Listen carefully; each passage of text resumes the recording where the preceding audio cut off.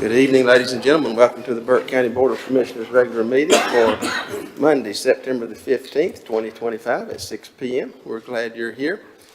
I would ask you to silence your mobile devices at this time. If you got telephones, pagers, all that kind of good stuff, please put those on vibrate so we don't have interruptions tonight. I'll remind all speakers as you come to the microphone tonight, please be sure to press the button on the right so the red light comes on and we get a good recording and a good YouTube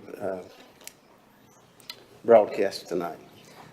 Madam Clerk, I'll make note all commissioners are present, along with our county manager, our attorney, along with our finance officer, and nobody else over there next to you, are they, Mark? Okay.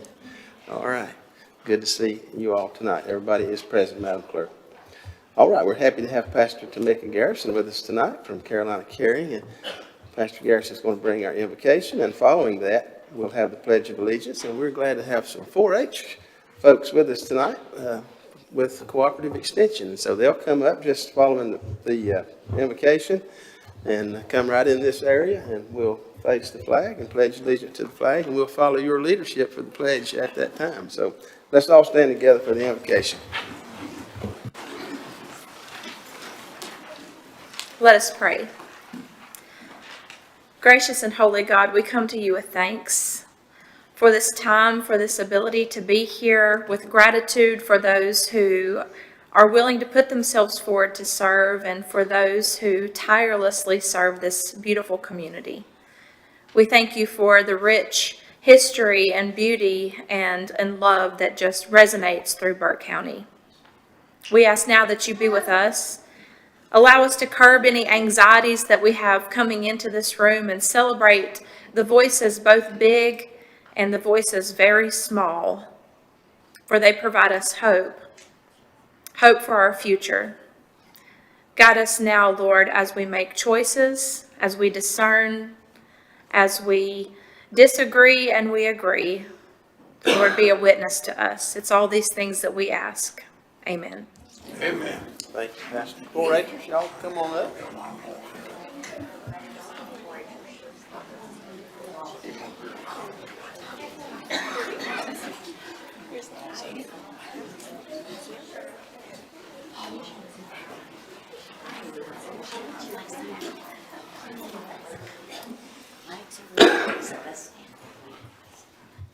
Okay, let's turn and face the flag back here in the corner, and then we'll follow your leadership, okay?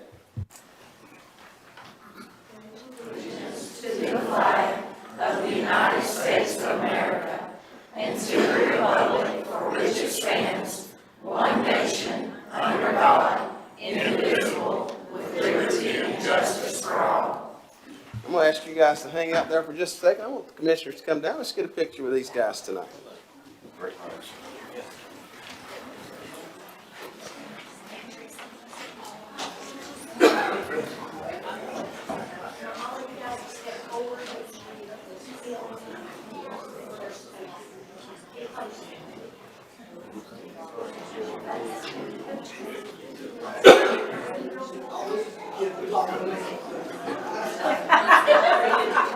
That's all right. I'm taller than you.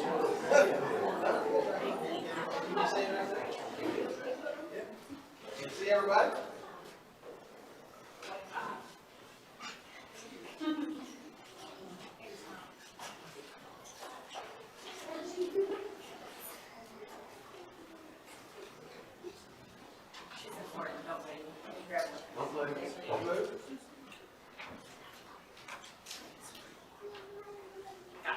Everybody good?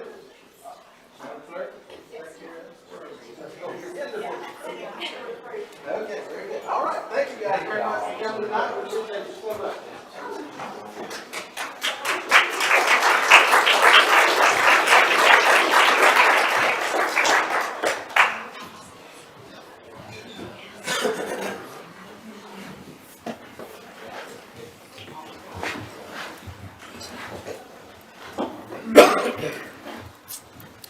Okay, gentlemen, this brings us to item number 4 of our agenda tonight, approval of the agenda.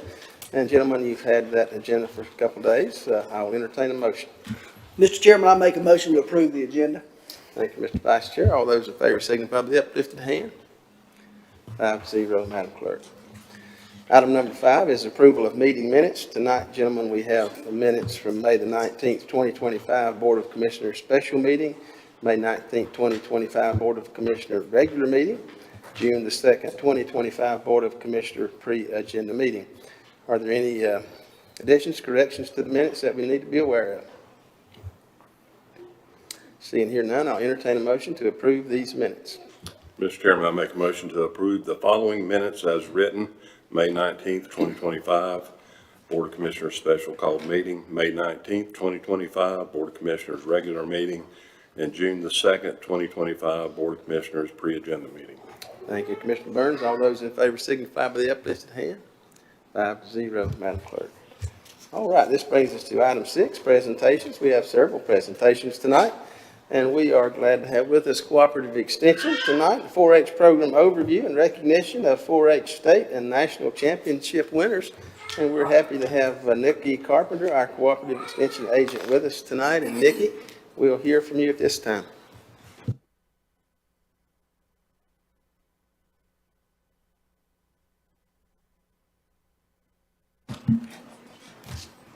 Thank you. So my name is Nikki Carpenter, and I'm your Burke County 4-H Youth Development Extension Agent. And so I wanted to tell you a little bit about 4-H. It is the largest youth development organization in the United States, reaching more than 7 million young people. You might recognize the symbol as the green 4-leaf clover that has an H on each leaf. The H's stand for head, heart, hands, and health. What makes 4-H special is that it's the only youth program connected directly to our land-grant universities. For many kids, it's actually their first step into higher education.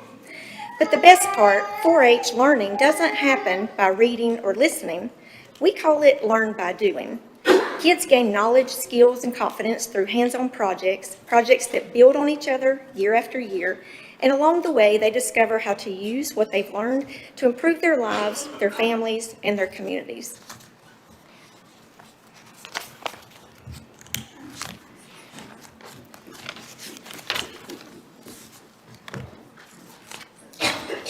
So who can join 4-H? If you're between the ages of 5 and 18, there's a place for you in 4-H.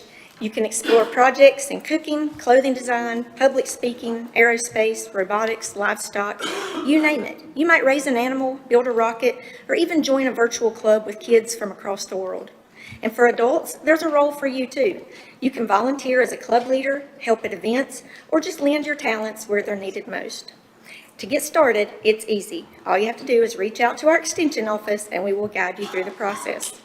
So that's 4-H, learning, growing, and connecting together. So let's talk about how we do it here in Burke County. Burke County 4-H uses several different delivery modes to share opportunities with our community.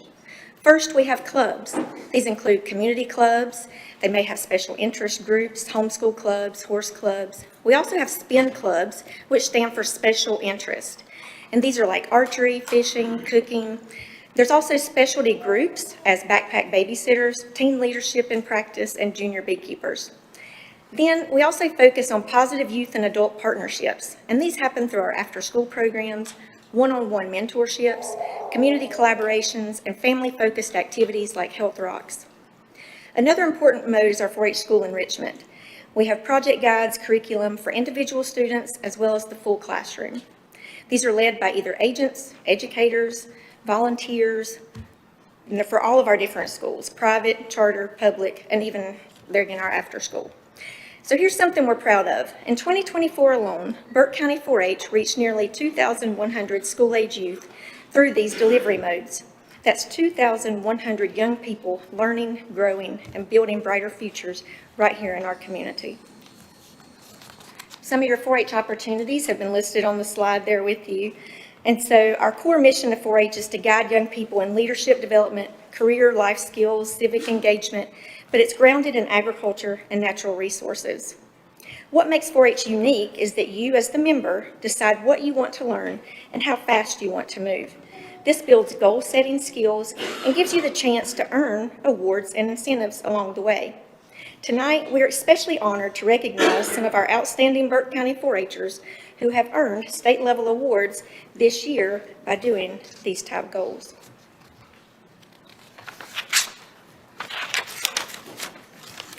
So let's give a big congratulations to our Burke County 4-H Horse Bowl team.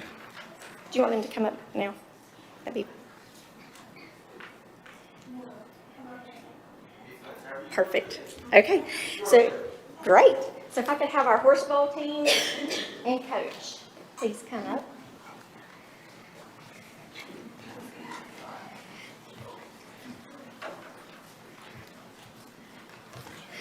All right, so our horse bowl team, we have Coach Crosby Norris, Lola DeRosier, Sadie Sabrin, Julian Hernandez, Ellie Hudson, and Ruby DeRosier. Thank you. All right, and they've got some certificates for you.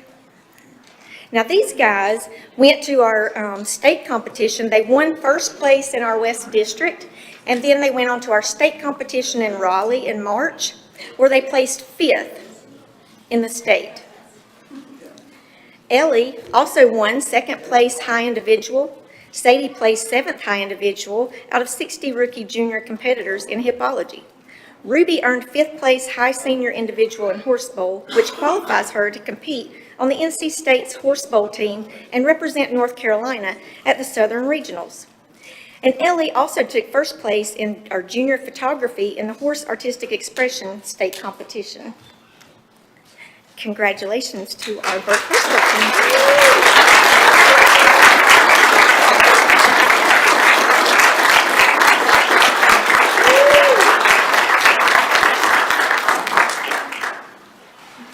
This next young lady welcomes a goal-setting challenge and each year builds upon her knowledge, experience, and skills.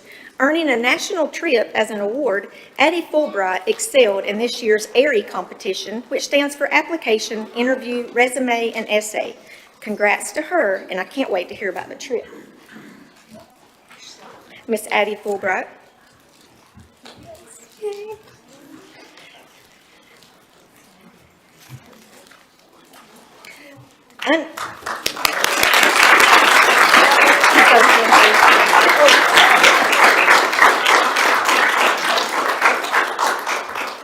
Unable to be with us this evening, Jacob Hanlon, who is currently at NC State University, was awarded 3 college scholarships through our 4-H scholarship program for his many accomplishments. So we added his photo in. He's currently in class. Congrats, Jacob. All right, another major highlight is our 2025 North Carolina State 4-H Horse Show, held July 9th through 13th at the James B. Hunt Horse Complex in Raleigh. The event brought together 217 horse and rider combinations from 38 counties. It was an incredible showcase of North Carolina 4-H youth talent and dedication. So a few guys from the horse show, we have Jessica Carswell, Ruby DeRosier, Sadie Sabrin, Ellie Hudson.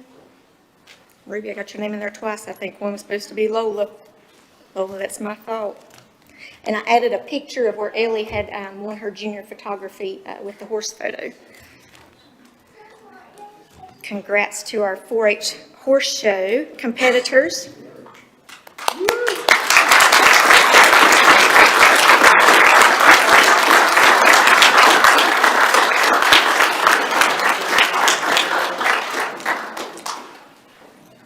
Good job.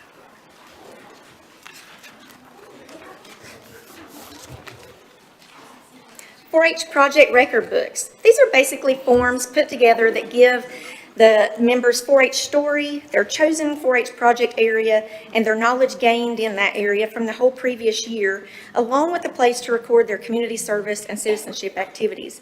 Burke County received notification this past July that we had members to place on the district state level, but they will receive their returning books on November 18th at our county achievement night. So they know by tonight that they have won, but they don't know what place until they do our county program. So y'all save the date, November 18th. So 4-H project record book winners, we have Aviana Page Clark. If you'll please come up as I call your names. Ellie Hudson, Emma Oakley, and they've got certificates over here for you. Emma Oakley, Kaylee Hoyle, Emily Hall, Joey Morrison, Hazel Cole, Hannah Cole, Ruby DeRosier, Madison Pryor, and Addie Fulbright. And this is a very proud moment as an agent to have this many recognized on the district state level for project record books. So congratulations.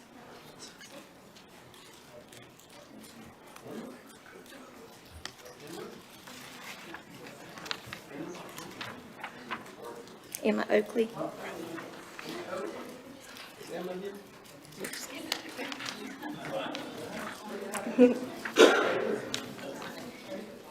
This is some of their first time being here at your place, so we're very excited they're here.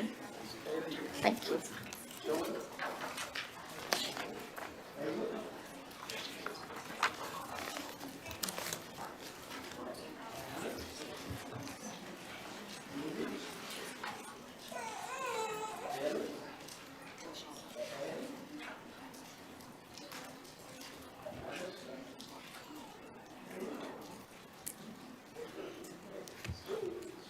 Congratulations.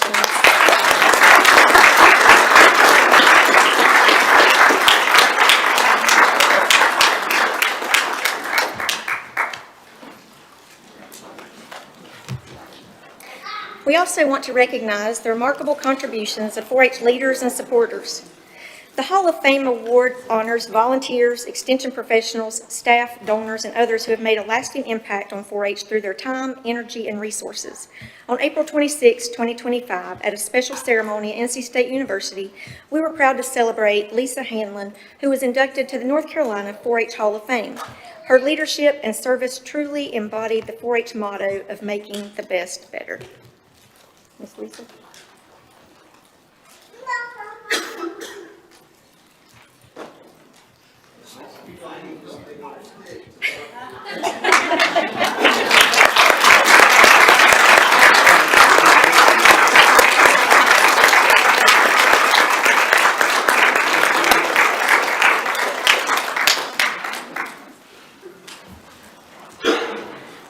So thank you all for celebrating with us and for continuing to support the leaders of tomorrow.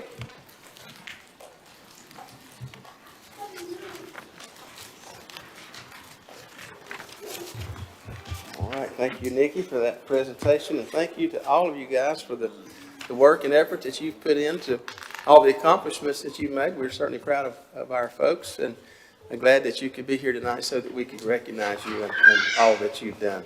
So, gentlemen, I'll entertain a motion to accept the report as presented Chairman? by Nikki. Yes. First of all, I want to ask, can we make all of our meetings like this? Yeah. This was a lot of fun.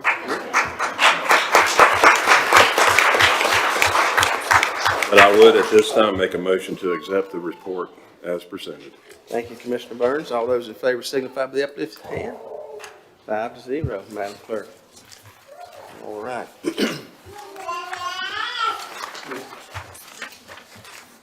Second item, also coming from Cooperative Extension tonight, proclamation declaring National 4-H Week. This will be presented by Nikki Carpenter as well. Okay, Nikki?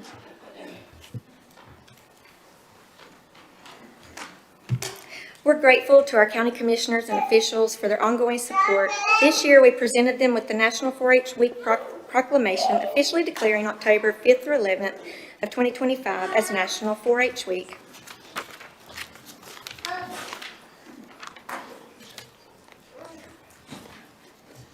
Thank you, Nikki.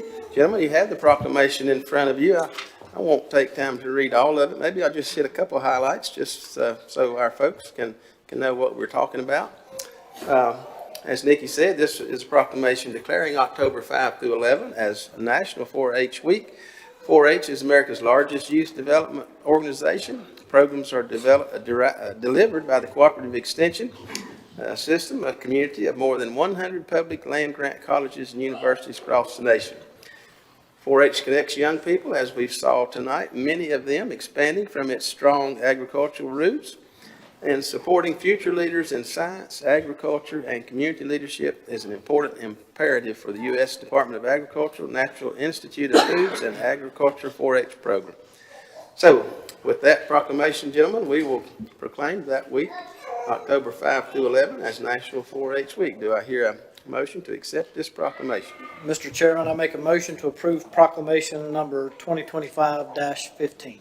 Thank you, Commissioner Barry. All those in favor signify by the uplifted hand. 5-0, Madam Clerk. Thank you, Nikki, again for being here tonight and for all of your folks. This brings us to item number 3. That's good.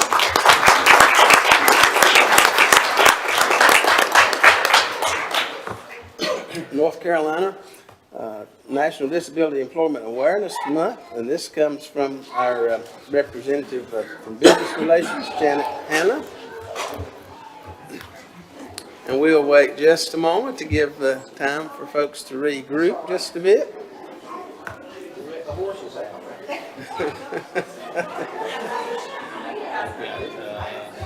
School preparation for tomorrow. Yep.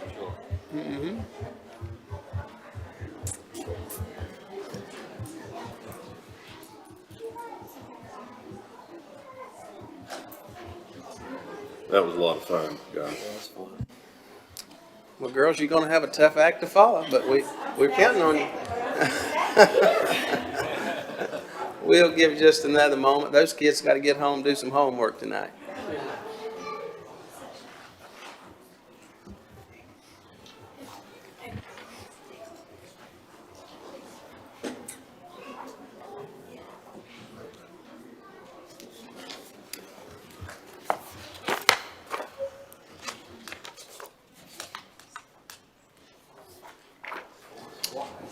All right, now with that, we'll recognize Janet Hanna, and I know several other folks that are here tonight. I'm going to ask y'all to introduce yourself as you present tonight, representing employment and independence for persons with disabilities. And again, I think a little bit different name change tonight, so you'll help us with that as we go along. Okay, I'll turn it over to you guys. Thank you. They had left the speaker on, so. My name is Shelley Cash, and I am with NCEIPD, and I have 2 coworkers with me, but I was going to say that was going to be a tough act to follow, and I'm glad to know that we have so many talented youth in Burke County.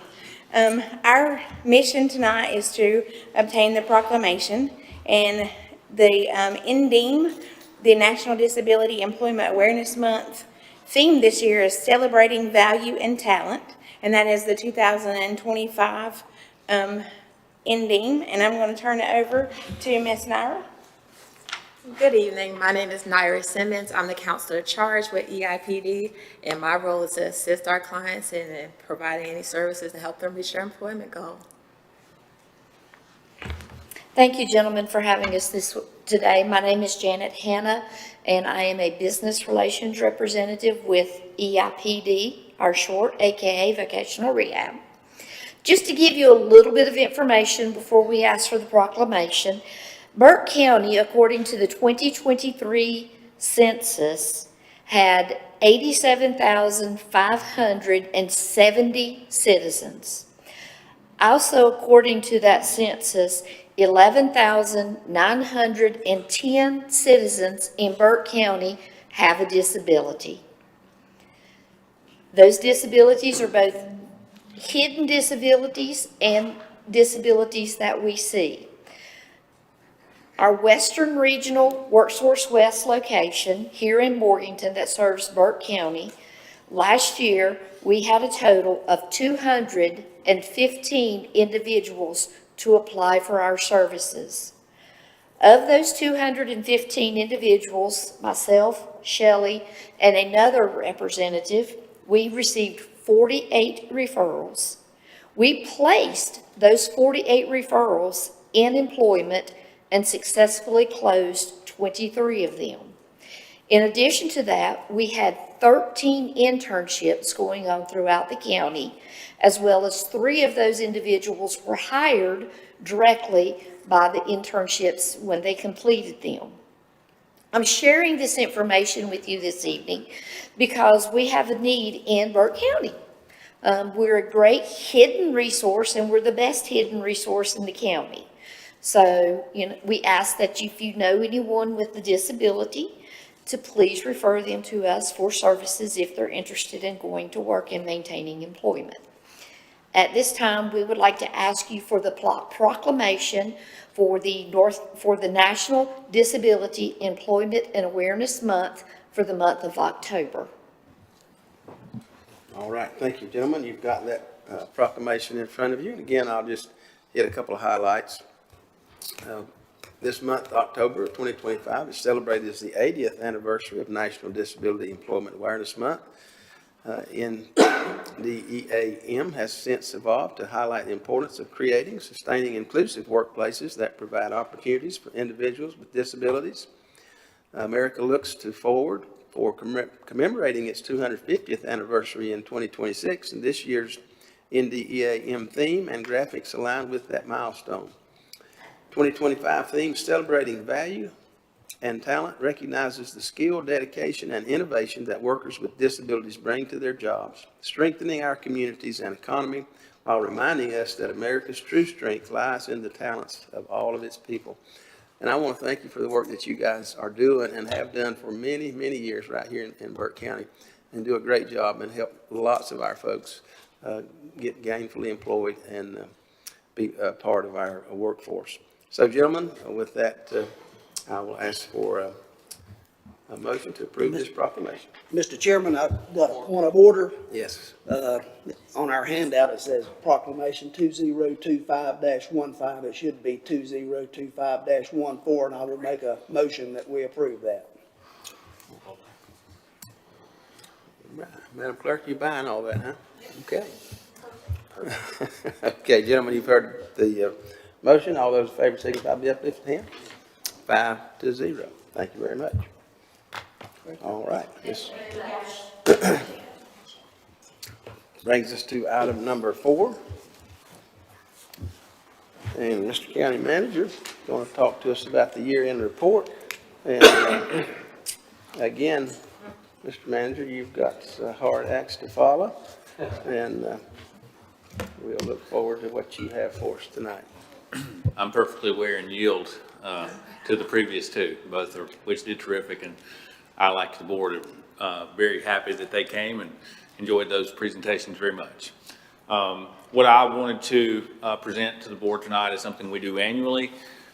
Each of you at your dais there, desk, you have the physical copy of the end of year report, and this is something that we, again, annually try to deliver in September. As you're all aware, our fiscal year runs July 1st through June 30th. So we're approaching that 90-day mark following the end of the fiscal year, and we've been able to, we're currently working through the audit process. They're actually here in town this week, our CPA audit firm. But we, at a staff level, and I'd like to say special thanks to certainly our finance office for helping compile this, but all of our department heads who submitted data to be included into this end of year report. I think it's good from a staff perspective to make sure that we're effectively communicating performance goals to the board, that we're following your strategic plan, and that we're on track and in alignment with many of our performance indicators, key performance indicators, such as debt ratios, fund balance percentages, and those type of things. So I put together a brief summary and a slide deck, but again, that full report is there in front of you. Certainly happy to answer any questions following the presentation, but I always like to start just by talking about, I don't know that you can accomplish your goals if you don't know what they are. I don't know how you measure progress or outcomes if you haven't stated those. And over the last 3 years, as I'm concluding my third full year here in Burke County, I think the single biggest investment and movement that we've made is not in what we do, but how we do it. Being intentional about our culture, about the people that we're recruiting, about the service delivery impact that we're trying to make, and really being focused on continuous improvement, measurement performance, and doing that through an actionable set of values that we can really use as a guiding North Star. I think that's probably the thing that I try to put in front of our team as often as I can, more often than really any other transactional type accomplishment, because I think that is what will create that lasting and sustainable improvement that we all want to talk about. Part of high performance is a commitment to communication, and we try to do that periodically throughout the year. So if you look at our kind of scheduled formalized reports to the board, we're in this end of the fiscal year, September reporting. And when I look at the year, I think it was an incredibly successful fiscal year, certainly not one without challenges. But in the wake of those challenges, I could not be more proud to serve this board and to serve alongside our team. Just a quick reflection, I'll remind you, we implemented the first ever comprehensive pay and classification study last July. That had never been done in the history of Burke County. It was really a project that accomplished three things. One, it was market-based wages with full implementation. But it was more than that. It was also the first time in the history of this organization that we had started and done a full audit of our job descriptions. So there were people who worked here for 20 years, and you think about the change in policy and technology and regulatory environment, and yet their job descriptions had never been updated. And it didn't give us a real, a real in-the-weeds opportunity to evaluate need and highest and best use and automation and process flow. So that was a significant project that we were able to implement. It was also the first full year of bringing EMS billing in-house, and I'll give you some more of that data later in the presentation, but it certainly has proven to provide dividends. We also, as you all are aware, transitioned. Historically, Burke County had contracted with a company to haul our MSW, which is municipal solid waste, so think household waste. We don't collect that here at our landfill. We have to transfer that to a landfill in Caldwell County, and we've historically paid for that. We transitioned that in-house this year, and their savings to taxpayers were about $1.1 million. Our talent retention metrics for the third consecutive years concluded at lower than 10%. We were successfully able to renegotiate both administrative third-party administration costs of Blue Cross Blue Shield, as well as lower our claims costs this year, cumulatively about $1 million between the two. Something that I'm very proud of is that just only a few short months ago, our environmental health for on-site septic was at 12 weeks. And as early as today, it's less than 30 days. And the Burke County received an award from your National Association, the NACO Association for Innovation, because we created some ArcGIS and we did some changes to how we dispatch those and how we prioritize those. But that's a really big deal as our community continues to see a little bit of an uptick in single-family home permitting. We were able to stay committed to our capital plan, specifically EMS, animal services, and the courthouse. All of those projects are on time and under budget. I made significant progress during the 2024-2025 fiscal year. We completed, again, the first ever comprehensive public safety strategic plan, which pointed out some really what I would consider almost low-hanging fruit as performance indicators, things that we've talked about that you all are aware of: dispatch delay in 911, lag time in EMS, and things that are really making our performance in public safety significantly improve in a highest and best use, a pretty low return on investment from a cost perspective strategy. We've had a backlog of child welfare cases in our Department of Social Services that have lingered for years. We've completely eliminated that. That no longer exists. Caseloads are down to 10 and 11 to 1. They were at 30 to 1. They're 10 to 11 to 1. That may be the single most important thing that we've accomplished this entire year. We've advanced our water sewer AI study. We know about our water spoilage and our sewer I&I problems. We had this third consecutive year of positive cash flow this year in that fund, which you'll see here just in a moment. But we're building towards sustainability and the potential of expansion. We've centralized, and the Board of Commissioners took action on February the 14th to bring our opioid settlement coordinator back under the county commissioners and centralize that as a standalone department, and that's led to significant progress in a very short period of time. And not last but not least, certainly, we've had 11 and a half months of disaster recovery efforts, which has been a donation center, debris collection, waterway collection, a massively complicated public assistance application for a tick over $11 million with the Federal Emergency Management Administration, private property debris collection, delivering medicines and insulin and oxygen and all kinds of other things. So, again, when I reflect on all of those in a limited 12-month period, I think that we're a better organization today and a better team today than we were then.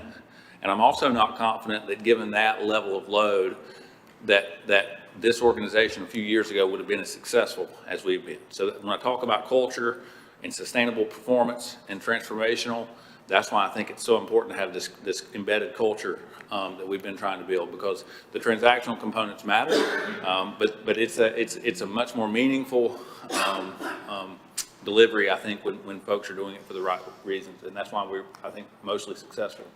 I'll focus primarily what's in the end of the year report hovers around focus area number 4 in your strategic plan, which is fiscal stewardship. So I'm going to go through some highlights that are in your report, just to this is supposed to be a revenue portfolio. I apologize, there's parts of the slide missing, but you'll see how I can do off the top of my head. Our total revenue last year was about $113.8 million. 53.64% of that came from property tax revenue. We've continued to see that dependency come down year over year, which is good. Sales tax is about 16.75%, which is our second largest revenue stream, represented there in the green, and then restricted intergovernmental, which is primarily public health and DSS grants and flow-through dollars are our third largest. And that would align with most every other county in North Carolina. It's important when we start talking about property taxes being a tick over 53% of our total revenue. One of the ways that we measure our efficiency in taxation is an analytic that we call per capita income, or per capita tax levy per capita. And really what that means is what's our total levy divided by the total number of people in Burke County. So this is not per household or per taxpayer, it's divided per person, but I think it is a fair and equitable way to compare us to the other 99 counties in the state.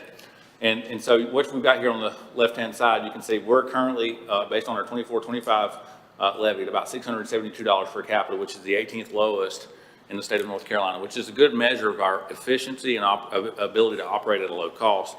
And I've just compared that to some other counties in the region. For example, many times Burke County is compared to Catawba County, who has a 35-36 cents tax rate. But if you look at their per capita distribution, it's about 100, right at maybe $80 more expensive than Burke County. And I think that's just important to keep in mind. It's not a perfect analytic. There's not a perfect analytic. Some households have 3 people, some have 2, some have 5. But it is one way to measure operational efficiency. Our top 10 taxpayers here on the screen, collectively, they have about a $700 million valuation that equates to about $3.9 million in revenue, and that is equivalent to about 3.6 cents. So 1 cent on our property tax rate is about $1 million, almost $1.1 million, $1,090,000 for the year we just concluded. We've continued to see high performance in the tax office. A little bit of a dip in collection percentage, finishing the year at about 98.4, but still really, really good. John and his team continue to really hover at a very proficient level. Sales taxes, we've talked throughout the year. We were Q2, Q3 seeing a little bit of a dip, and we were also seeing that in some other economic-driven revenue sources. But the fourth quarter really saw a strong rebound. We ended the year plus 4% compared to the 23-24 year. And you can see that here. We've just broken it down by quarter, but a nice rebound here in the fourth quarter and the backside of the third quarter also. But overall, about a 4% growth. And that's really across all 3 articles. As a reminder, Article 39, 40, and 42 are our prime components. All 100 counties in North Carolina have these articles. Article 39 is the first 1 cent. Articles 40 and 42 make up the second 1 cent. They're a half cent apiece. That's the 2 cents that come back to the county.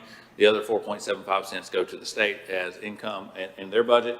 But good growth on both sides, which tells us there's point of sale growth here in Burke County, which is good for our economic just health, and then also statewide, which is how 39 is distributed on a per population basis. So that tells us that we're seeing a little bit of growth across the state. Another good indicator of economic performance and also staff performance is building permits. And so this is a measure of single family homes as well as commercial structures. You can see kind of flat on the commercial structure side, but a nice rebound, about 65, 70 more single family permits in 24-25 than what we saw the previous year, more in line with what we saw 2 years ago. And again, I'll remind you, and I think you all know, these are single family home permits that are in the county's permitting district, so outside largely of the municipal boundaries. And most of those do require on-site septic. And so being at that 30-day turnaround for folks that are needing to put a septic system in is a really, really important component of development. Here I'm just comparing both revenue and expense for planning and zoning as well as building inspections. I'd like to report that the building inspections department, because of the increase in volume, we're able to cover their costs. So the revenue generated from building permits this year, we're able to cover the cost of salaries, operations, and what little bit of capital was in that department. And you can see that from year to year how it changes. One of the biggest parts of our budget this year, and one of the accomplishments we talked about earlier, was this was the first full year of in-house EMS billing. As a reminder, prior to 2023, we had a contract with a company in Winston-Salem, Thomasville area called ESMC. And they're a contract billing company. So you're billing Medicare, Medicaid, private insurance, makes up about 97% of the total billing. And they charge about a 6% fee, net collections, and they would just withhold that. And they had historically averaged somewhere between 50 and 52% collections. That 6% equated to about a $400,000 a year contract. So by bringing that in-house, we've been able to eliminate that contract. And as you can see, we grew revenue this year by about 41%, from about 5.1 million to 7.5 million. So that's unrestricted revenue that helps offset the cost of the department, again, lowering the pressure on the property tax rate, as well as giving us the resources that we need to invest in EMS to improve response time and overall performance and patient care outcomes. Another very positive component of this year's financial performance is our investment income. There was a very intentional effort, I think, over the last couple of years. Again, I'll brag on our entire team, especially our finance team. But we have grown from $63,000 in interest income in 2022. This past year, a tick over 2.1 million. It is down a little bit from the prior year, and the reason it's down primarily is there's less cash on hand. We started the animal services building, the EMS building, invested into the courthouse this year, so there's simply less cash on hand to invest. Rates have been largely stable, so we primarily invest in commercial paper, U.S. Treasuries, very, very low risk vehicles, but haven't seen a tremendous amount of volatility in rates. So largely the change is just available cash to invest. As we reported at your last board meeting, we're still actively managing about 24 grants that total about $6.2 million. I've talked about our capital improvement plan, but I think all are moving and in a really good spot, and staying committed to that 5-year perpetual plan, I think, has been a big part of our operational strategy. Occupancy tax closed the year at about $1.3 million. As a reminder, the county levies the occupancy tax as it does in all 100 counties. We have a 6% occupancy tax in our county. That's the maximum allowed by statute. What's different here is in 2007, there was local legislation passed about how that's distributed. So you can see, even though we collected 1.3, we paid out 1.283. So that net difference of, call it $25,000 is what stays in the county's coffers. The rest of it goes to either the city of Morganton, Valdez, or stays at the TDA. And that's based on legislation that makes us, again, different than the other 99 counties in North Carolina. Quickly looking at our enterprise funds, solid waste had its best financial year ever. We finished the year at a positive cash flow of about $2.8 million. I would point out about 1.5 of that was from a single payer. So the debris collection efforts from around the county, SDR was the contractor. Of the 2.8, they were 1.5.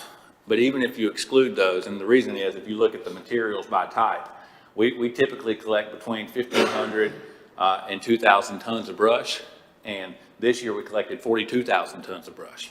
That's the difference. But even if you exclude that extraordinary revenue source from SDR of about 1.5 million, the fund still turned a profit of about 1.3, which is in line with where it should be to pay for closing costs and monitoring costs and all the environmental regulatory, as well as preparing for potentially the next sale and phase of MSW exploration here in Burke County. Water sewer also had a really good year. We know that there's still performance yet to be garnered from this fund. We still have a tremendous amount of water lossage that we're continuing to track down, as well as overpayments on the sewer side to primarily the city of Hickory for infiltration and infill that comes from rainwater. We're getting closer to having those things rectified. There is an RFP posted now for sewer meters. We'll put in 5 sewer meters, all paid for through a grant from the Division of Water Resources, that'll monitor where our system connects with some of our municipal partners, so that we can actually measure sewer consumption versus just using the bill that they provide to their customers. And I think that'll give us a much more accurate billing component and cut down on that significantly. But the fund was still able to perform at a positive cash surplus of $433,000 for the second year. Last year it was $431. This year it's $433, so pretty consistent. We're also working through our water metering project. As you all recall, about 2,500 water meters are being replaced over the next 4 to 5 months. And That too is also paid for with a grant from the Division of Water Quality.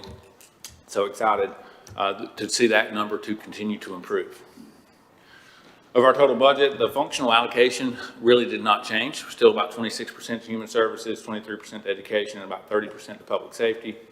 One of the numbers that we track as a good way to make sure that we're, again, operating as efficiently as we can is simple things like energy cost, light bills and heating and cooling bills and those type things, and trying to make sure what we like to call intelligent commissioning, that we have lights that turn off automatically, and we have just some safeguards in place that we're continuing to manage that, and we compare ourselves on a square footage cost basis as well as a total cost basis to some similar sized counties. This year is about 1.15 million.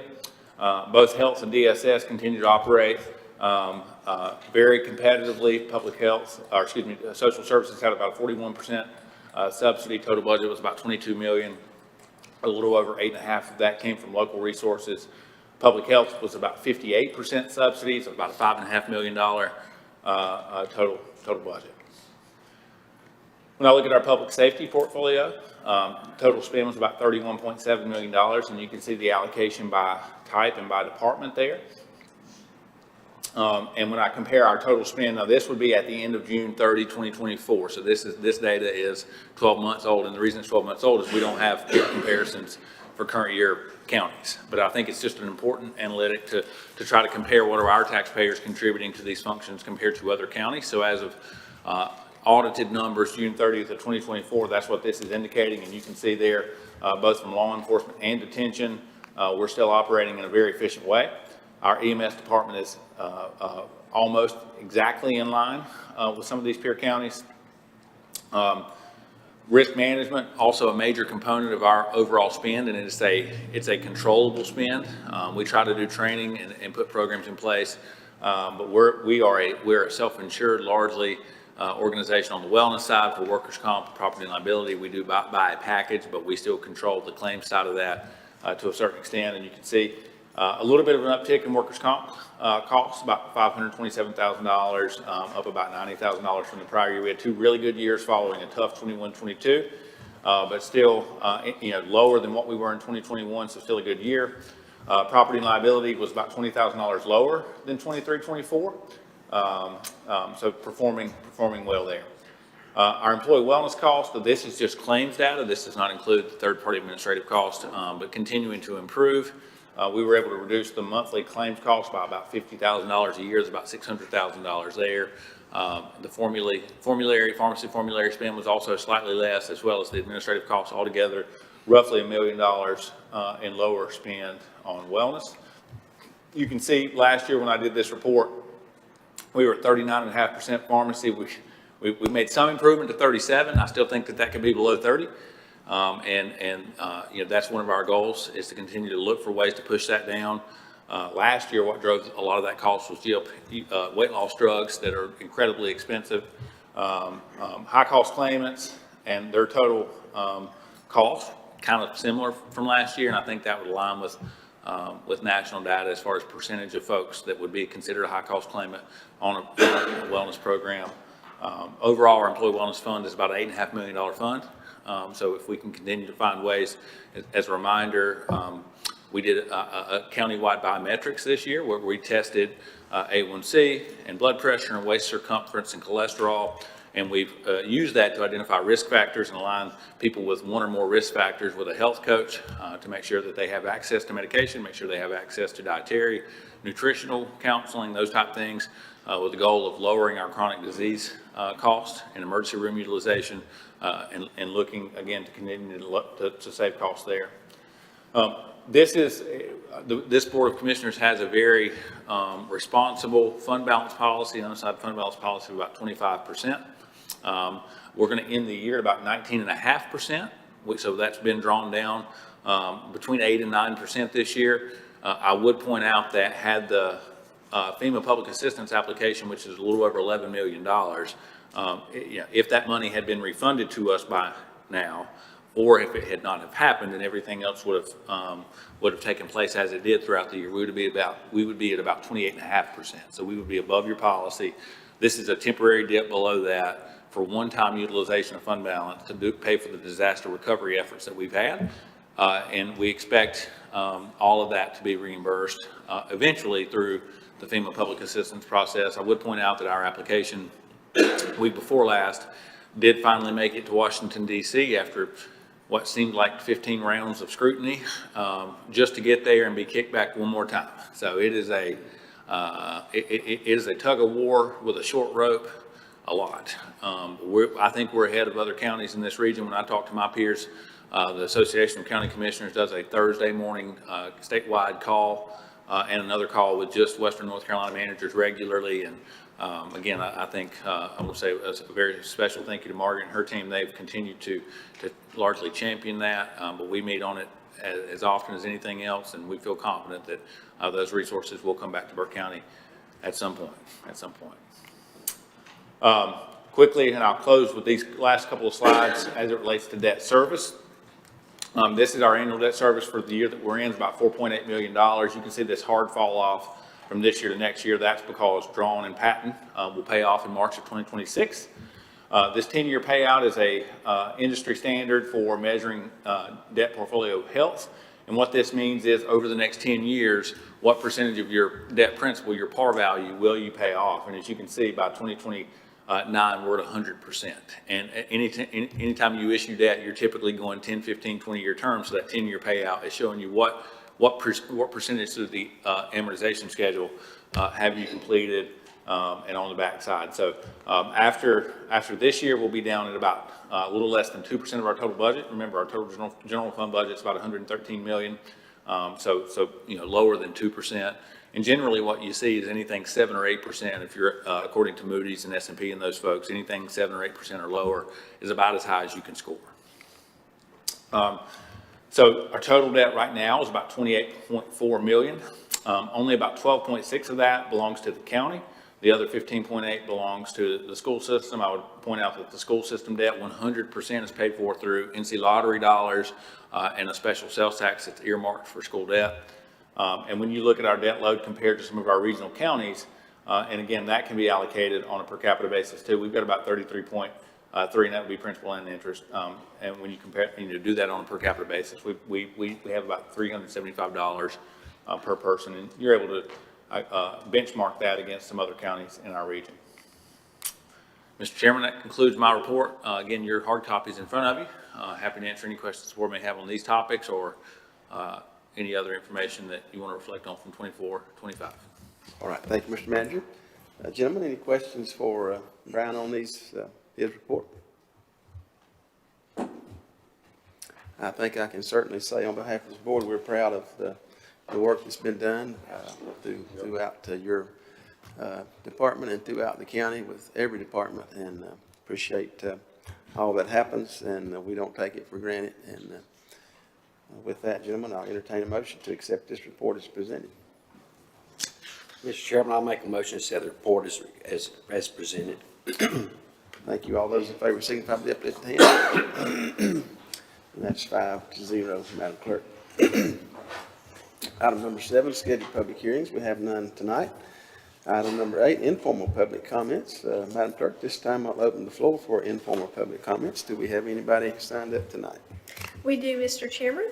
We have 3 citizens signed up to speak. The first is Kimberly Clark.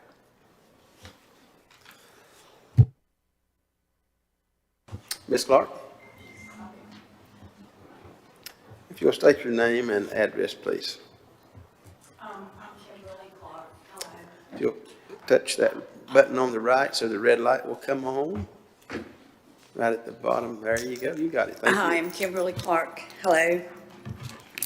I'm here regarding Hachoka, the organization that I founded and that we've had a lawsuit ongoing for the past year. And we've had issues ongoing for the past 2 years prior to the lawsuit. And I brought the December 2023 letter that I wrote, and I have some highlighted things I'm going to give it to Brian because he wasn't in seat at that time and this. But the reason we're here, we gratefully appreciate the tax exemption, but the All of the items have not been addressed, and that lawsuit was dismissed without any consultation from our attorney and from Brian, what is your county attorney's name? Pardon me? Destin Hall. Yeah, we were kind of like not in the loop in any of that, so we're just wanted to put that on record. And also to reiterate that we're really grateful. One of the boxes that we checked for tax exemption, which was discussed with Brian Epley and J.R. Simpson in November of 2024, was the tiny house, low to moderate income housing that our organization has had on our radar since we landed here in Burke County.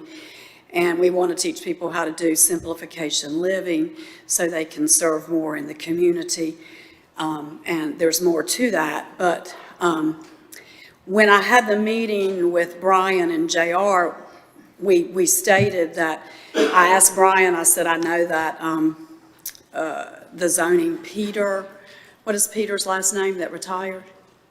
Mentor. Yeah, that I had meetings with him regarding zoning and planning and all of that, and that he was retiring, and I asked Brian if I could come and speak with him once we got these two issues off the table, and he said absolutely.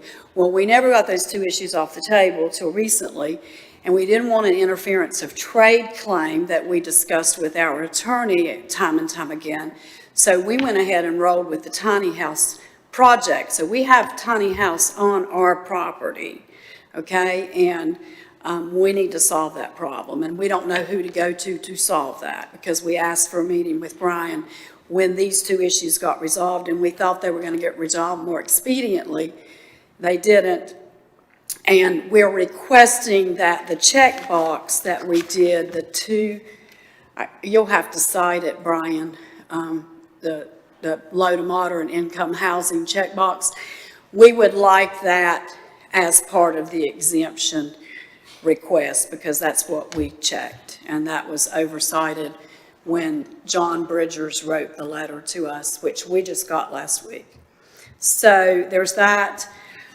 We still have outstanding attorney fees that still need to be discussed, and I think there's some due process issues related to that, because again, I stated this the last time we were here in July, had you guys responded to our request for tax exemption and the appeal in 2024 and in 2025, we would not have had to file a lawsuit at all, and that is a due process issue. So there's things. Thank you. All right, thank you, Ms. Clark.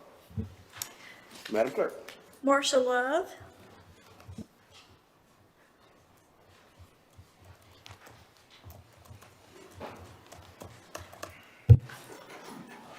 Evening.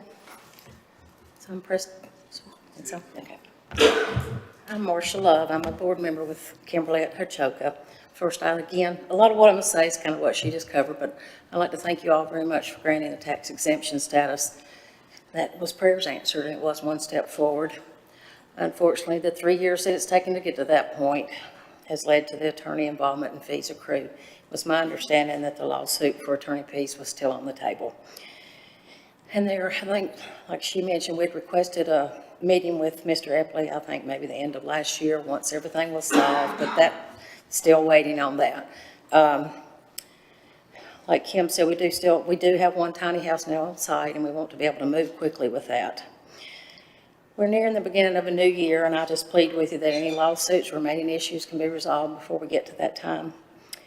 I really am, all this is way above me, but I want to tell you a little story, if I may, about kind of where I'm at and what's in my heart with Hochoka.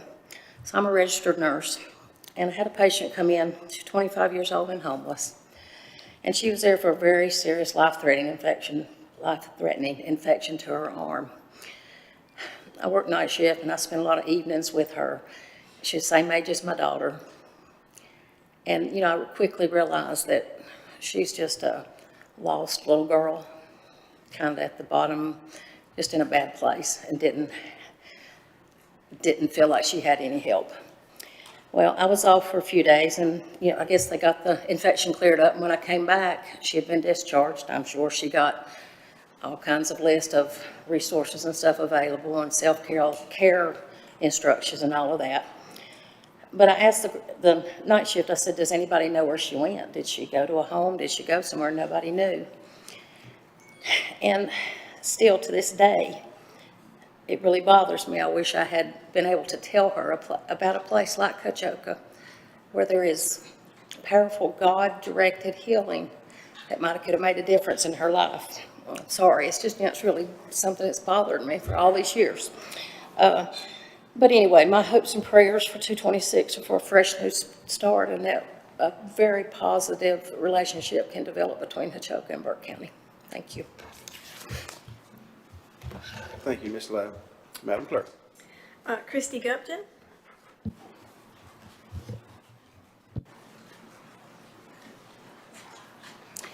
Thank you, Chairman Britton, Burke County Commissioners. As promised, I'm here to share some thoughts with you that are germane to the health and well-being of our community. Tonight, I want to talk to you about the vital role independent community pharmacies play in our community and the well-being of our residents, and why we should be actively steering patients to them as opposed to the large corporate giants. That we might also have access to. Independent pharmacies are more than just a place to pick up medications. They're trusted community healthcare providers. They know their patients by first name. They understand their healthcare medical histories, and they go above and beyond to make connections so that people can have personalized, timely care. This level of service really cannot be replicated by big box pharmacies, and I have the data to prove it. Patients need a more connected grassroots level of pharmacy care, like a member of your local family, just, at your local pharmacy. Let's not forget the tragic story in Wisconsin that occurred to a young 22-year-old man, newly out on his own, walked into a big box pharmacy looking to fill his inhaler for his asthma. The last time he filled it, it was $65. This time they wanted $539. And instead of the pharmacist digging in and really trying to help this patient, he was sort of shooed aside, and the next patient was motioned forward. He left that day without his inhaler, and in a few days he was dead. I want to also submit that community pharmacies are very flexible. They generally provide free same-day delivery to home addresses or work, special order medications, lots of patient counseling, special pill packing and sorting. They usually coordinate efforts with local physicians. Again, they're part of the local care team. This is incredibly valuable, but health plan data show that clinical outcomes are better when you fill prescriptions at a local pharmacy. Furthermore, local pharmacies contribute directly to our local economy. Think of a circular economy, right? Patients come in and fill pharmacies, fill prescriptions, and then pay taxes and are participating in an economy that circulates right here, as opposed to a linear economy where profits are extracted from our community and sent in one direction, right out of town. Access is a problem. So when big box pharmacies close their doors, like some have in our community on my side of town in the Oak Hill area, there was a Walgreens that sat on the corner. It now sits empty. So if we don't support our local independent community pharmacies, we could risk having a pharmacy desert. Lastly, community pharmacies are great partners, especially in crisis. So during COVID, we learned a lot about what community pharmacies could do, and they stepped in and did those things. just a year ago, in the aftermath of Hurricane Helene. Did you know that a local community pharmacist, a local direct primary care doctor, and some local citizens all came together to collect medical supplies, take them to our local airport, load them up on military helicopters so that they could be airlifted to our neighbors in the high country? We should really get together and talk about those kind of stories behind the story. I urge you to consider initiatives and partnerships that support independent pharmacies and keeping healthcare local, keeping it personal, and making it affordable.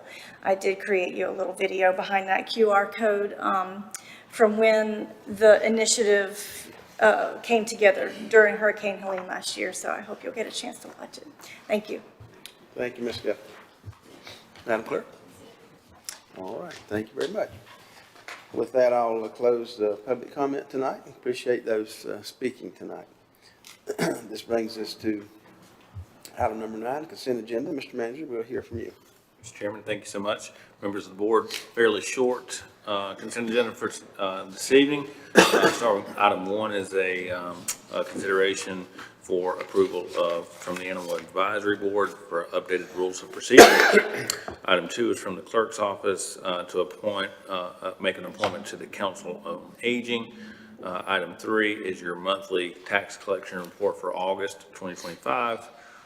And finally, for consideration, also from the tax department, is your monthly release and refund report for August 2025. All of these were, as you know, were presented at pre-agenda. I'm happy to answer any questions you may have. All right, thank you, Mr. Manager. Gentlemen, you've heard the consent agenda as presented. I'll entertain a motion. Mr. Chairman, I make a motion to accept or approve the consent agenda as presented. Thank you, Mr. Vice Chair. All those in favor signify by the uplifted hand. 5-0, Madam Clerk. Which brings us to item 10, items for decision tonight. We have several items tonight. First one comes from Community Development and Registry of Deeds, centralize the plat review function to the county staff. And I'll recognize our own Alan Glines, our Deputy Manager and Planning Director. Afternoon, Alan, and Stephanie. Is Stephanie with us tonight? She couldn't join us tonight, but she hoped I could cover this, the territory for us both. But thank you, Chairman, Commissioners, and members of the public and staff. Working with the Register of Deeds office, my office, Community Development, we're working together for a proposal to consolidate the plat review process here in Burke County. There's currently kind of two components of it. One is municipal local zoning rules that every town has their own set of rules. And then there's watershed rules, and actually every town can have their version of the watershed rules. And then there's that other component, it's the plat review components that are outlined in the general statutes 4730. And these include verifying surveyor certifications, owner signatures, title block information, deed reference, adjoining property owners' notes, and other required elements to make a complete plat. So currently, municipal planners are doing both those roles, and we're proposing that the Burke County staff would cover the plat review components. Let the local planners and the municipalities cover their zoning rules and watershed rules, but let us consolidate the plat components. If you all are supportive of this change, we would be kind of operate this beginning October 1st with a gradual rollout and complete that rollout January 1st, 2026. And working with the community development staff, there's 4 of us who review plats. There'll be 4 Register of Deeds staff will also be noted as officers to, in this capacity to review and sign off on plats if we need backup. So that's what's proposed. I can answer any questions for you. All right, thank you, Alan. Gentlemen, any questions for Alan on this item? All right, seeing here none, I'll entertain a motion. Mr. Chairman, I make a motion to adopt resolution 2025-30. Thank you, Mr. Barry. All those in favor signify by the uplifted hand. 5-0, Madam Clerk. All right, thank you, Alan. Item number 2 tonight comes from the clerk, reappointments to the Burke County Board of Adjustment. Madam Clerk. Thank you, Mr. Chairman, members of the board. This is a request to make some appointments or reappointments to the Burke County Board of Adjustment.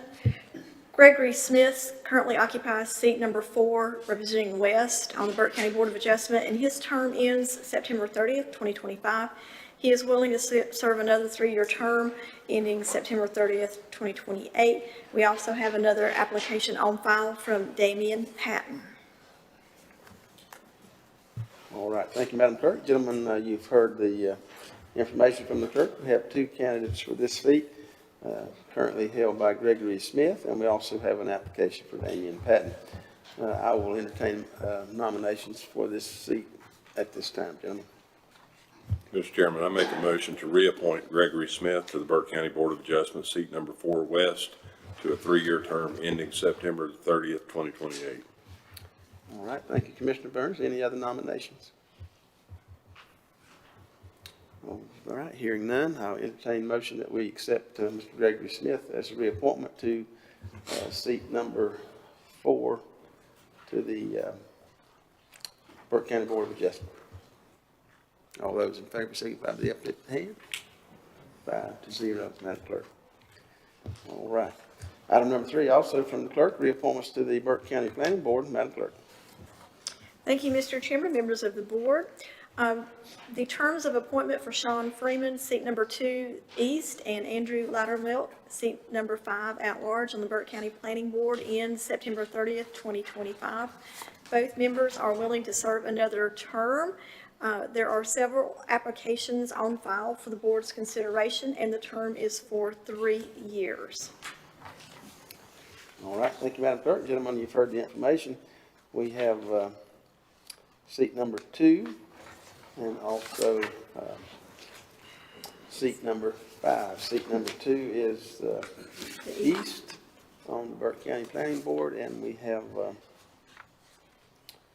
Carol Lewis, Chase Dillow, Heather Ward, or Terry Swanson, or Sean Freeman, who is currently seated in that seat, who would be eligible for the East seat. I'll open the floor for nominations for the number 2 seat at this time. Mr. Chairman, Yes. I'll make a motion to appoint Sean Freeman to seat number 2, East Burke Planning Board, for a 3-year term ending September 30th, 2028. All right, thank you, Commissioner Stroud. Do we have any other nominations for this seat number 2?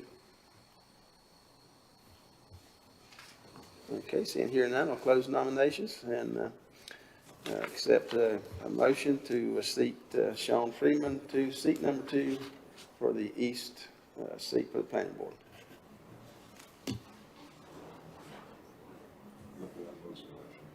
That was the motion? That was the motion. Okay, thank you very much. All those in favor of that motion signify by the uplifted hand. 5-0, Madam Clerk. Okay. All right, now for the at-large seat, currently held by Andrew Loudermilk. We have a number of candidates or applications for that seat. Gentlemen, I won't read them. I think everybody has them in front of them. And I'll open the floor for nominations for seat number 5, the at-large seat. Mr. Chairman, Yes, sir. I make a motion to reappoint Andrew Loudermilk to seat number 5 at large on the Burke County Planning Board for a 3-year term ending September 30th, 2028. All right, thank you. Mr. Burns? That coming as a motion, I suppose, are there any other nominations? Well, that's not exactly appropriate, probably, but any other nominations? Hearing none, with that motion, we'll take a vote on that. Those in favor signify by the uplifted hand. 5-0, Madam Clerk. All right. Item number 4, clerk appointments to the evaluation task force. Madam Clerk. Thank you, Mr. Chairman, members of the board. At your July meeting, you all adopted a resolution establishing the Burke County Reevaluation Task Force. It's a 7-member citizen advisory board charged with promoting transparency, enhancing public understanding, and providing community input throughout the 2027 countywide property revaluation process. We've taken some applications. You have 5 applicants for 5 different seats on the 7-member board. So the requested action is to, and I would remind you, you got an application today that is at your seat, is to appoint Tim Newton to seat number 1, representing the real estate professional, to appoint Kevin Ferris, seat number 3, insurance professional, to appoint Evan Crawley, seat number 4, agricultural community, to appoint Jerry Norville, seat 6, at large, and to appoint Johnny Carswell to seat 7, citizen over the age of 55. And all of those have a term ending January 1, 2027. All right, thank you, Madam Clerk. Gentlemen, you've seen these applicants for the various seats for our reevaluation task force. Do I hear a motion that we accept all these as presented by the clerk? I'll make that motion, Mr. Chair. Thank you, Mr. Vice Chair. All those in favor signify by the uplifted hand. Be 5-0, Madam Clerk. All right, item number 5, clerk reappointments, appointments to the Veterans Service Board. Madam Clerk. Thank you, Mr. Chairman, members of the board. This is a request to make some appointments or reappointments to the Veterans Service Board, which is comprised of 5 at-large seats designated for veterans with an honorable service record. The terms for David Tubergen, seat number 3, and Edwin Ware, seat number 4, will expire on September 30th. These members have expressed a willingness to continue serving. Additionally, there are applications on file from Jim Frady and Dylan Smith. So for seat number 3, you can appoint or reappoint the same as seat number 4 as you so desire. All right, thank you, Madam Clerk. Gentlemen, first we'll take seat number 3, currently held by David Tubergen. Mr. Chairman, I make a motion that we reappoint David Tubergen to the Veterans Service Board, seat number 3. All right, thank you, Mr. Vice Chair. Those in favor signify by the uplifted hand. 5-0, Madam Clerk. All right, I will entertain the nominations for seat number 4. That will be the seat currently held by Edwin Ware. Nominations. Mr. Chairman, I make a motion to reappoint Evan Ware to seat number 4 for 3-year terms ending September 30 through 28. All right, thank you, Commissioner Stroud. Those in favor signify by the uplifted hand. And that'll be, we will reappoint Mr. Ware to seat number 4. All right, thank you very much. This brings us to item number 11, reports and comments tonight. Gentlemen, I'll open the floor at this time for reports, comments, and we'll start over there with Ms. Finance. Anything from you tonight? No, sir, thank you. All right, thank you, Margaret. Mr. Attorney, anything from you? Nothing to add, Mr. Chair. Commissioner Stroud? Nothing here, sir. All right. Mr. Burns? Yes, Mr. Chairman, I did want to make just a couple acknowledgments, and let everybody know that Phil Berger has appointed me to the North Carolina Education Workforce and Innovation Commission. We had our first meeting this past Friday, virtual. We'll have our first in-person meeting October the 10th in Alexander County. Also wanted to mention that I did receive an appointment back to serve as an at-large director on the policy board for the board of directors for the North Carolina Association of County Commissioners. And I was blessed to be able to join Mr. Robinson down at Icard Fire Department to give an award to Zachary Wade, who was not able to attend our last meeting when we gave those awards out. And as a point of personal privilege, I'd just like to ask everybody if they would remember Charlie Kirk's family at his passing. All right, thank you, Mr. Burns. Congratulations on those appointments. We appreciate your willingness to serve in those capacities and represent us well there. Yes. Mr. Manager. Be very brief. Just wanted to share, and I shared with board members last week, but following the president's announcement of allocating dollars for FEMA and cleanup after what felt like a moderate period of stagnation, we've had some waterway debris removal projects funded and approved in Burke County. We started on really our most impacted areas, Linville, up the northern side of the county last week, and I think there was 8 approved projects there. So we're hoping that PPDR and some of the other priorities follow suit and get underway. I know we all know this, as a reminder, that project on June 30th became managed by the state, so the county's no longer in charge of that, but it is good to know that there's some movement. So hopefully we keep up that momentum. Thanks, sir. Thank you, Mr. Manager. Mr. Vice Chair. Mr. Chairman, I'd like to say it was a pleasure to see all the kids and young folks that came here tonight, especially supported by their parents. It's a blessing to me to see parents that support their children that way and their young people, and I really like that. And I don't want to put the county manager on the spot, but would you like to address the automobile tax issue that you and I discussed earlier today? Sure, yes, sir. So being brief, in North Carolina, when in 2013, the North Carolina Division of Motor Vehicles, DMV, partnered with the Department of Revenue and took over property taxes on motor vehicles at the time that you renew your tag. And from time to time, when a tag is expired and someone goes to renew it, so for example, your tag expires in March, you don't renew it until August, that generates a gap bill, what's called a gap bill for those 5 months.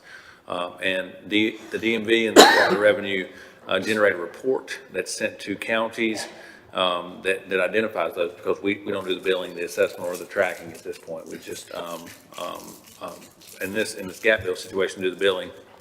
And so about 8,000 bills were sent out a couple of weeks ago from Burke County based on information we received from the state.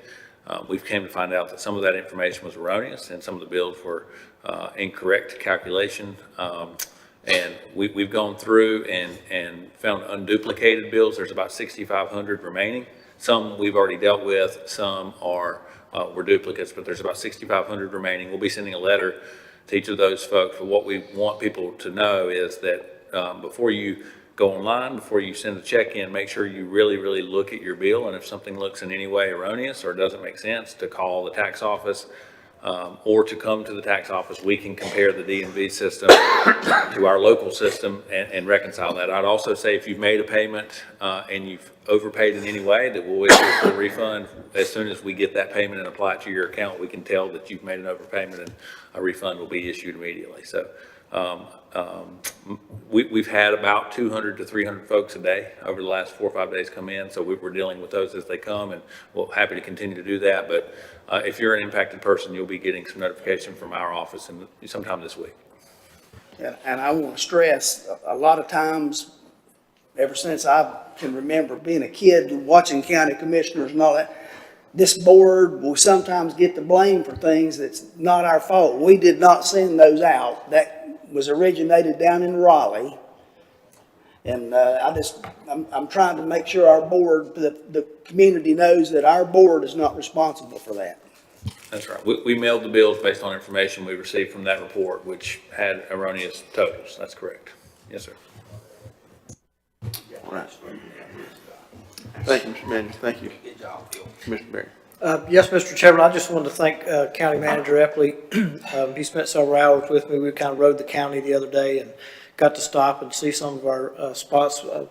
James Robinson back there. Thank you, James. That place looks phenomenal. Several of our convenience sites and the landfill. And, I like to say the troops are motivated. Everywhere we went, I can tell there's great leadership around the county because folks were hardworking. They seem to be on task and they seem happy. So thank you, Brian, for what you do for the county. All right. Thank you, Mr. Berry. Madam Clerk. No comments, thank you. All right. Thank you very much. All right. With that, I will make several courtesy reminders tonight. September the 27th, we're going to premiere our 1-year anniversary of Helene, a documentary that our county and the city of Morganton, I think, has been working on. Am I right about that, Mr. Manager? We want to take some time to remember that event. I'm sure most of us will never forget it, but we want to memorialize and think about that event. We'll be doing that on September the 27th. This will occur at the Morganton Soccer Complex, 10 a.m., rain or shine. And there'll be some some goodie bags there, I think, and we want to thank some of our community sponsors who has helped us to put some of that together. Burke County United Way, the Community Foundation of Burke County, UNC Health Blue Ridge, Hampton Inn of Morganton, Rutherford Electric, the City of Morganton, and Burke County. And so we look forward to spending a little bit of time together that morning to remember the events of Hurricane Helene that impacted our county in such a tremendous way. Then on October the 6th, Board of Commissioners pre-agenda meeting here at 3 p.m. And then I continue to remind our folks, youth groups and others that would be willing to come and lead us in our Pledge of Allegiance at the beginning of our meeting. We'd love for you to do that. You can sign up through our county website or see the clerk to help you with that. Also, reminder for our animal services folks, spay and neuter your pets, to foster or adopt pets at the Burke County Animal Services. And another reminder, cover your loads of trash. If you're moving trash around through the county, please cover that up as you go down the road so that somebody else isn't picking that up. Don't litter and pick up trash throughout your community. And I would remind you that we do have a link on our website, the Community Beautification tab on our website. If you have areas that need special attention or that you have a concern about, you can go there and give us some information, and we'll do our best to respond to that as well. So with that, we'll come to item number 12, vacancy announcements. Madam Clerk. Thank you, Mr. Chairman, members of the board, ladies and gentlemen of the audience. We have the following opportunities for citizens to serve on county boards and committees: the Adult Care and Nursing Home Community Advisory Committee, the Burke County Public Health Advisory Board, Hickory Regional Planning Commission, Drexel Planning Board ETJ Alternate, Partners Health Management's Human Rights Committee, the Evaluation Task Force. That's it. All right. Thank you, Madam Clerk. Again, I would encourage you, if you're interested in working and helping on any of these boards and committees, we would love to have your involvement. And you can, again, see our clerk for that, or I think you can find that application on our website as well. And I would commend our manager and team for a good kickoff with our citizens